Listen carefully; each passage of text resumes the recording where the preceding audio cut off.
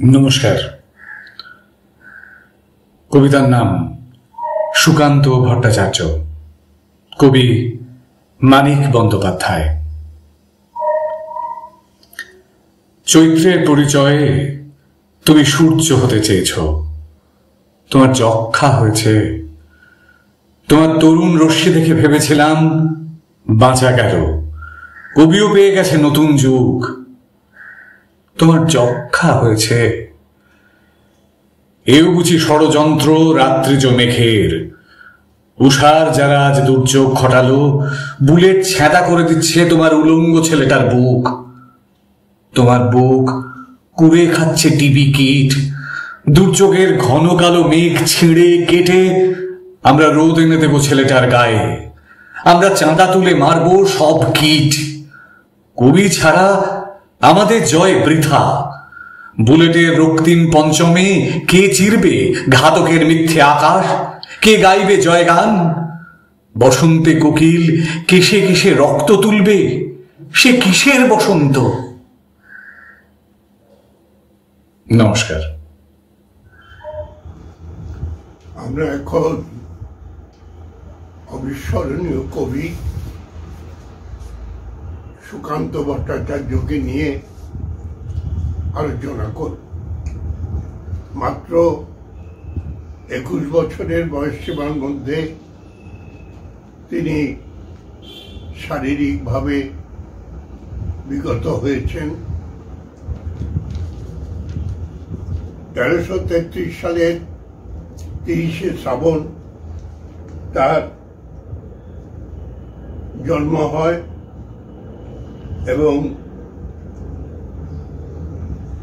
ইংরেজি সাল অনুযায়ী 1947 সালের 13ই মে তিনি আমাদের ছেড়ে চলে যান। অর্থাৎ 21 বছরেও কয়েক মাস কম তিনি জীবিত ছিলেন। খুব অল্প বয়স থেকেই কবিতায় তার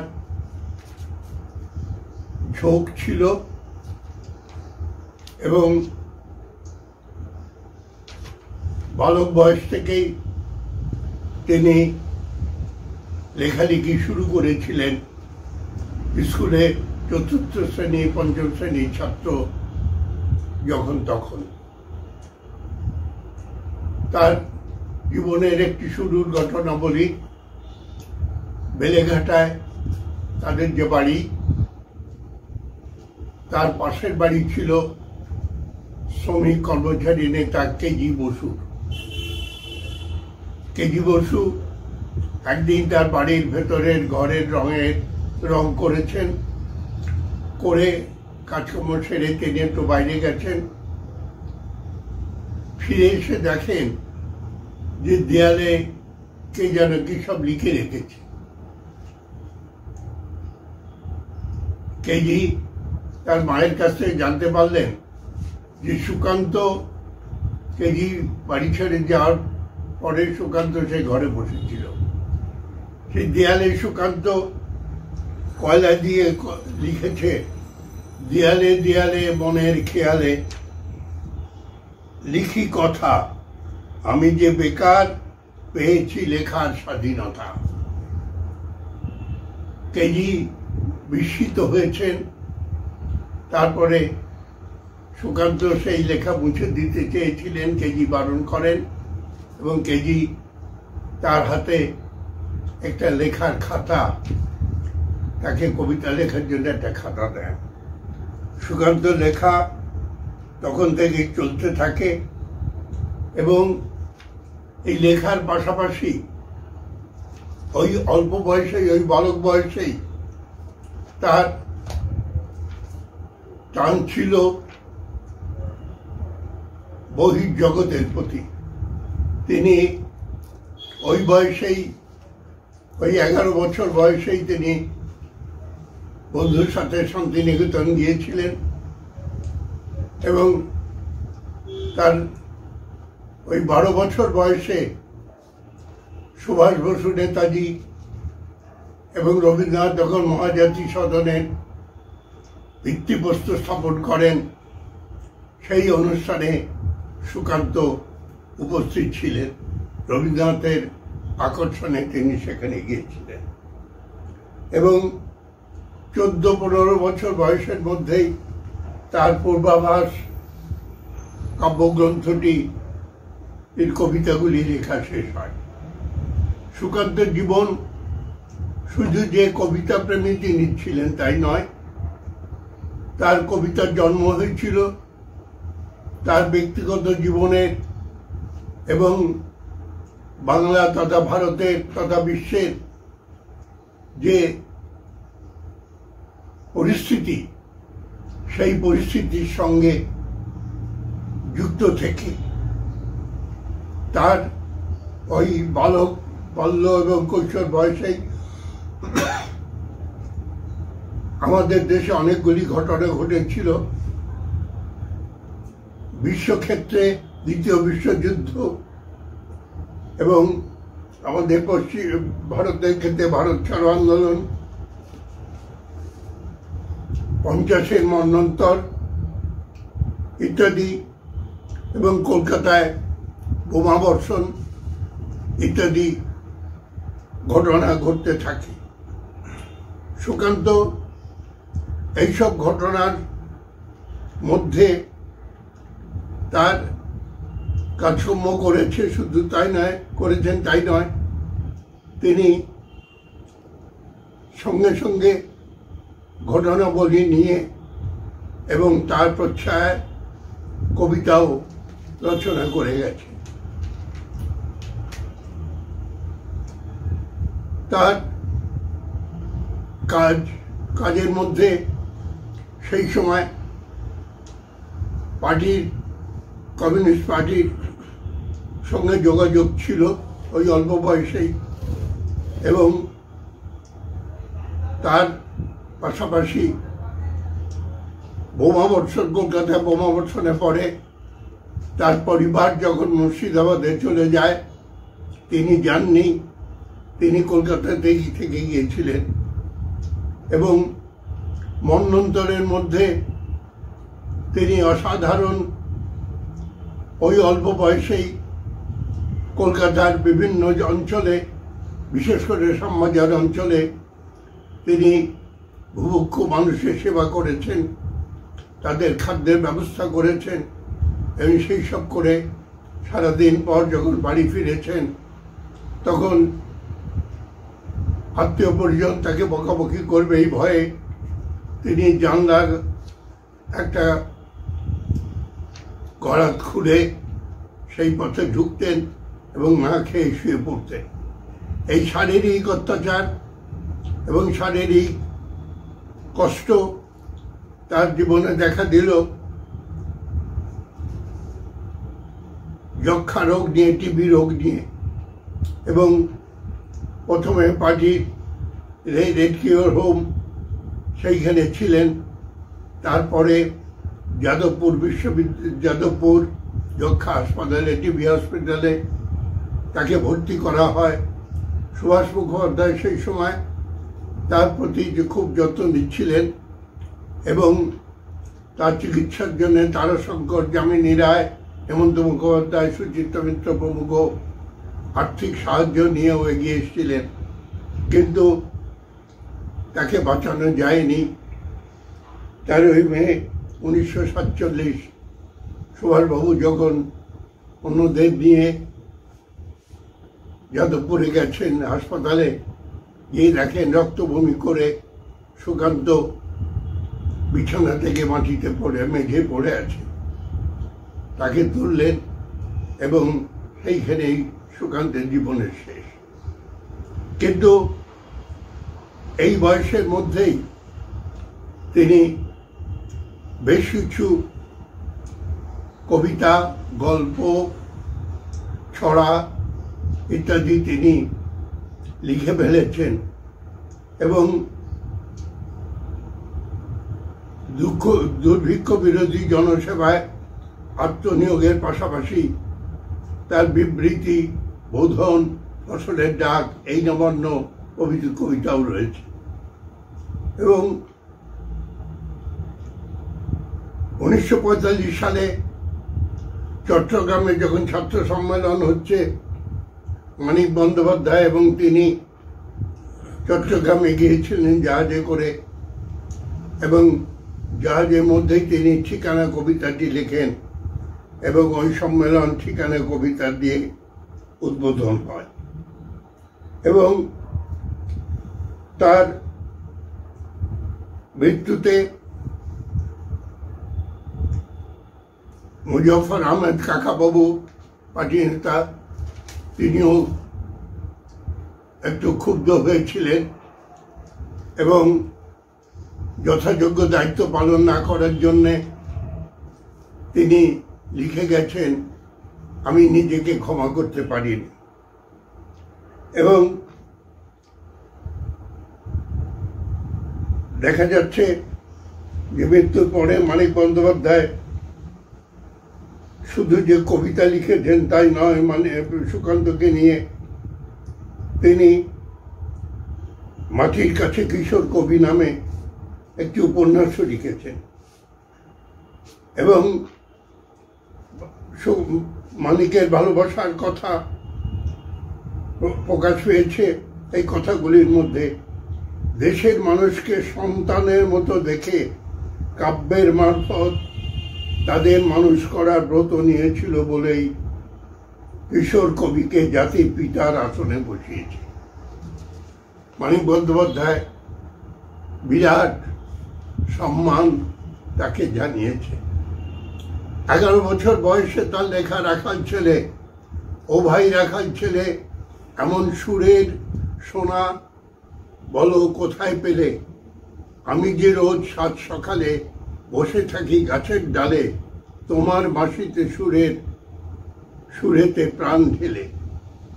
এবং রবীন্দ্রনাথের মৃত্যুর পরে রবীন্দ্রনাথের প্রতি তার যে অসীম শ্রদ্ধা ছিল, তিনি লিখছেন, তুমিও জানিতে কালস্রোতে ভেসে যায় জীবন যৌবন ধনমান, তবু তুমি শিল্পীর ভূমিকা, শিল্পীর তুলিকা নিয়ে করেছ অঙ্কিত সভ্যতার প্রত্যেক সম্পদ, সুন্দরে সুন্দর অর্চনা। বিশ্ব প্রদর্শনী মাঝে উজ্জ্বল তোমার সৃষ্টিগুলি, পৃথিবীর বিরাট সম্পদ, স্রষ্টা তুমি নতুন পথে। এবং এই কবিতাগুলি শুধু নয়, তিনি ধীরে ধীরে তার রচনা একটা চমৎকারিত্বের মাত্রা পায়।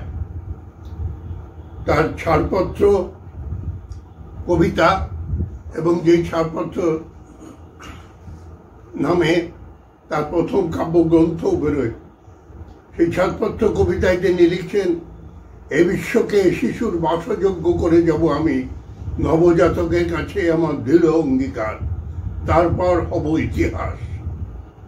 বা আরেক জায়গায় লিখছেন, বিপ্লব স্পন্দিত বুকে মনে হয় আমি লেনি, এখনো আমার সঙ্গে তোমার উজ্জ্বল উপস্থিতি, প্রত্যেক নিভৃত মনে মত্ততা ছড়ায় যথারীতি।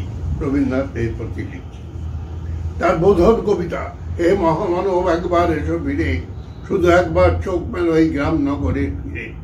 এই কবিতা যখন প্রকাশিত হয়, জগদীশ ভট্টাচার্য বিশিষ্ট সাহিত্য সমালোচক এবং কবি, তিনি বলেছিলেন এটা বাংলার একটা শ্রেষ্ঠ কবিতা এবং বাংলার মহাকাব্য। এবং এই 11-12 বছর বয়সেই তিনি ছড়া লিখছেন, বলতে বড় ধনির মুখে যারা জোগায় খাদ্য, ধনির পায়ের তলায় যারা থাকতে কেন বাধ্য। হিংটিং ছটপুষ্ট সব মাথার মধ্যে কামড়ায়, বড় লোকের ঢাক তৈরি গরিব লোকের চামড়ায়। অসাধারণ এই কবিতা এই অল্প বয়সে কি করে তিনি লিখলেন। তার রানার কবিতা সুরে পড়ে, সলিল চৌধুরীর সুরে, সে বাংলায় এত প্রচারিত কবিতা আর বোধহয় আছে কিনা সন্দেহ।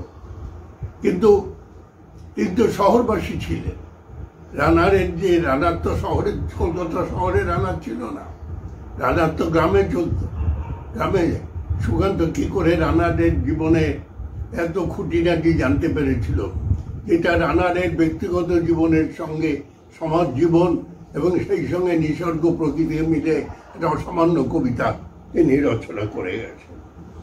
এবং এইসব কথা ভাবলে পরে মনে হয় যে সুকান্তের সৃষ্টির শ্রেষ্ঠত্ব এবং এটা বাংলা সাহিত্যে একটা চিরস্থায়ী রূপ নিয়েছে।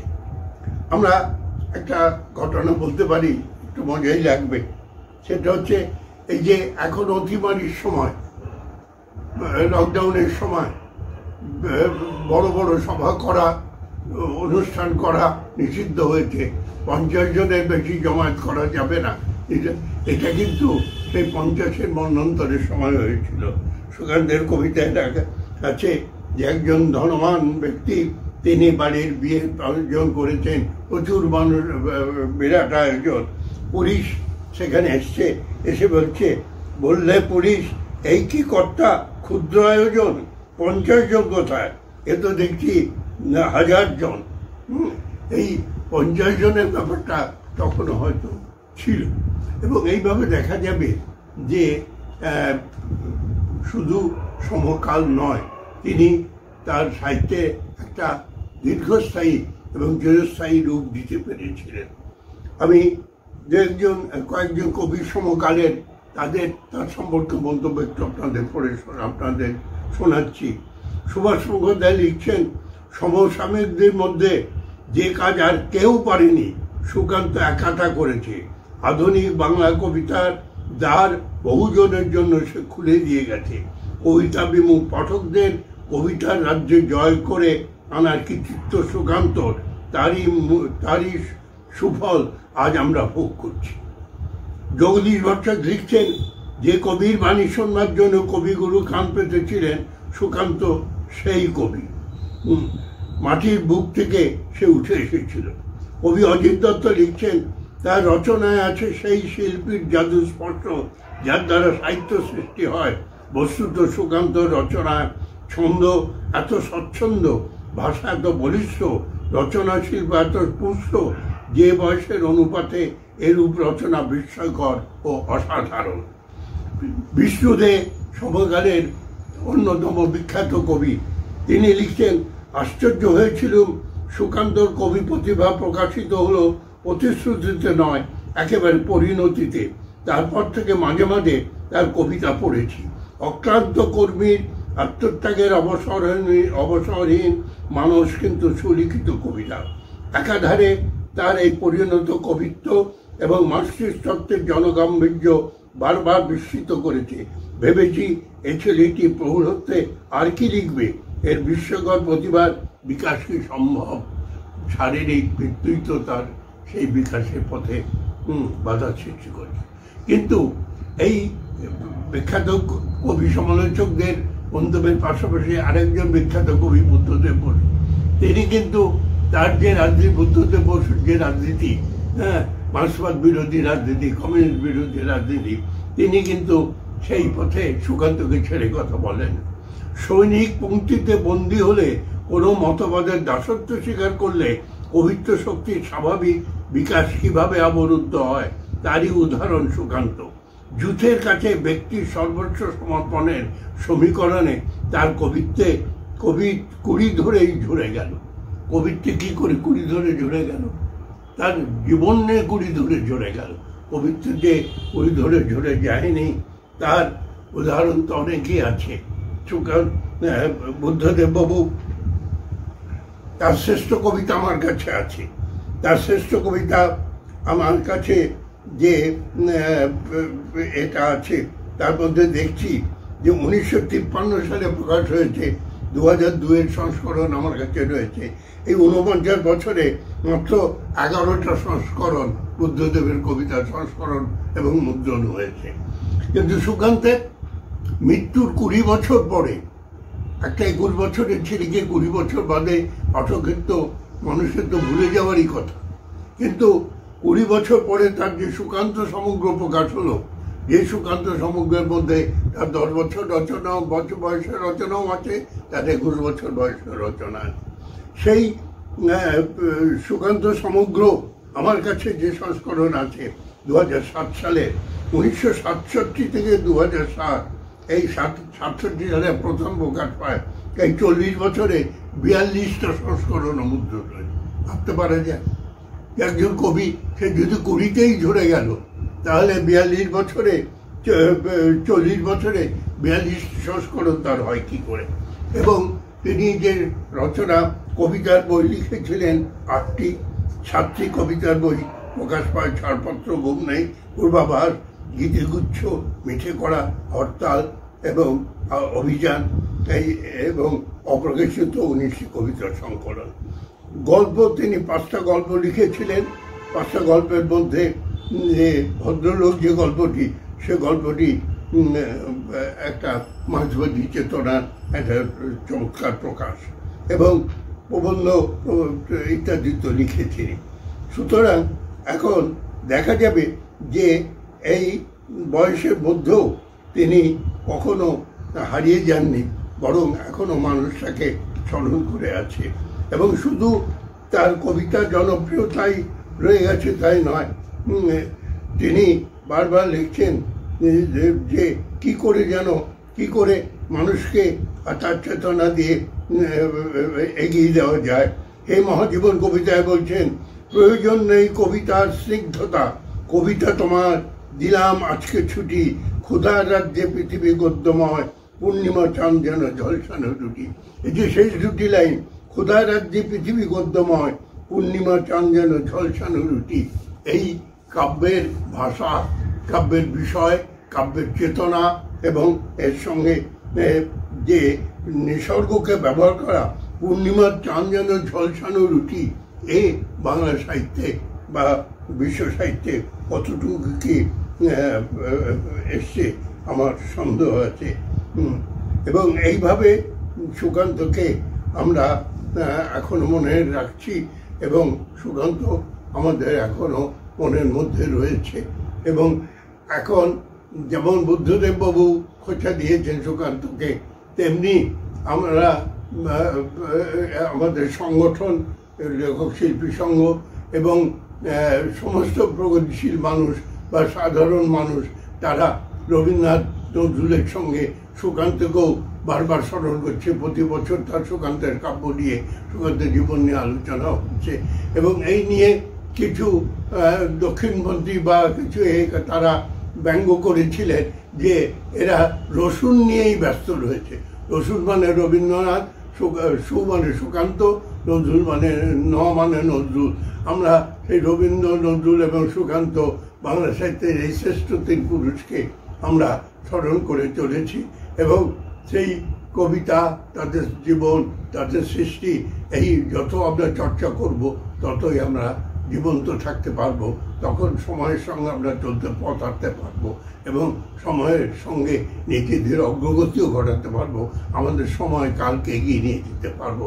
সুকান্ত ওই মাত্র 21 বছরের বয়সীমার মধ্যে সেই সম্পদ আমাদের হাতে তুলে দিয়ে গেছে। আমরা সুকান্তকে অন্য কবিদের সঙ্গে বারবার স্মরণ করে যাব।